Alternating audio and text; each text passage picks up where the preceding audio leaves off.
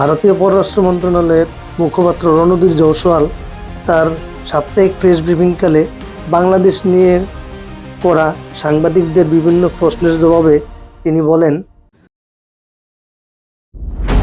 আসসালামু আলাইকুম প্রিয় দর্শক, বাংলাদেশ থেকে বিভিন্ন ভিসায় আমরা যারা ভারতে ভ্রমণ করি এর মধ্যে সবচাইতে বেশি হচ্ছে চিকিৎসা সংক্রান্ত। এছাড়াও রয়েছে ইউরোপগামী ভিসা প্রত্যাশীদের জন্য ইউরোপিয়ান বিভিন্ন দেশের এম্বাসি ফেস করার জন্য বাঙালিরা ভারতে প্রবেশ করে থাকে। তাছাড়া ভারতের কিছু দর্শনীয় স্থান ভিজিট করার জন্য বাংলাদেশি ট্যুরিস্টরা ভারতে প্রবেশ করে থাকে। গত 5 আগস্ট বাংলাদেশের ছাত্র জনতার আন্দোলনের মুখে বাংলাদেশের তৎকালীন প্রধানমন্ত্রী শেখ হাসিনা ভারতে পালিয়ে যায়। বাংলাদেশের এই রাজনৈতিক প্রেক্ষাপটে ভারত ও বাংলাদেশের মধ্যকার দ্বিপাক্ষিক সম্পর্কের টানাপোড়েনের সৃষ্টি হয়। এরই মধ্যে ভারতীয় কিছু মিডিয়া অতিরঞ্জিতভাবে বাংলাদেশের ভাবমূর্তি ও বাংলাদেশের সংখ্যালঘু নির্যাতনের বিষয় নিয়ে অতিরঞ্জিত খবর প্রকাশের মাধ্যমে উভয় দেশের জনগণ একে অপরের প্রতি বিদ্বেষমূলক মনোভাব তৈরি করে। এমন পরিস্থিতিতে বাংলাদেশ থেকে ভারতগামী ভিসা প্রত্যাশীদের জন্য ভারত সরকার ভিসা দেওয়ার পরিমাণ কমিয়ে দেয় এবং অতি জরুরি অতি গুরুত্বপূর্ণ না হলে ভিসা প্রদান করছে না। বাংলাদেশ থেকে ভারতগামী বাঙালিদের জন্য 15টি ক্যাটাগরিতে ভিসা প্রদান করলেও বর্তমানে ভারত সরকার বাংলাদেশিদেরকে 3টি ক্যাটাগরিতে ভিসা প্রদান করছে। এই 3টি ক্যাটাগরি হচ্ছে চিকিৎসা, শিক্ষা এবং ডাবল এন্ট্রি ভিসা।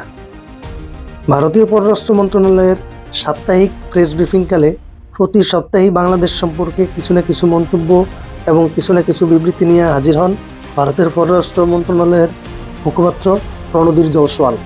3 জানুয়ারি 2025 সালে ভারতীয় পররাষ্ট্র মন্ত্রণালয়ের মুখপাত্র রণধীর জয়সওয়াল তার সাপ্তাহিক প্রেস ব্রিফিংকালে বাংলাদেশ নিয়ে করা সাংবাদিকদের বিভিন্ন প্রশ্নের জবাবে তিনি বলেন, And we also reiterated our willingness to build a positive and constructive relationship with Bangladesh. Press ব্রিফিংকালে রণধীর জয়সওয়াল বলেন, বাংলাদেশ ও ভারত সরকারের উভয়েরই লক্ষ্য উভয় দেশের জনগণের কল্যাণ সাধন করা। গত 9 ডিসেম্বর বাংলাদেশে ভারতীয় পররাষ্ট্র সচিবের সফর সম্পর্কে মনে করিয়ে দিয়ে তিনি বলেন, On your question, Foreign Secretary had visited Bangladesh, and after the visit we had come out with an understanding through a press release where we clearly mentioned that India supports a democratic, stable, peaceful, progressive and inclusive Bangladesh. Bharat বরাবরই বাংলাদেশের গণতান্ত্রিক স্থিতিশীলতাকে সমর্থন জানায়।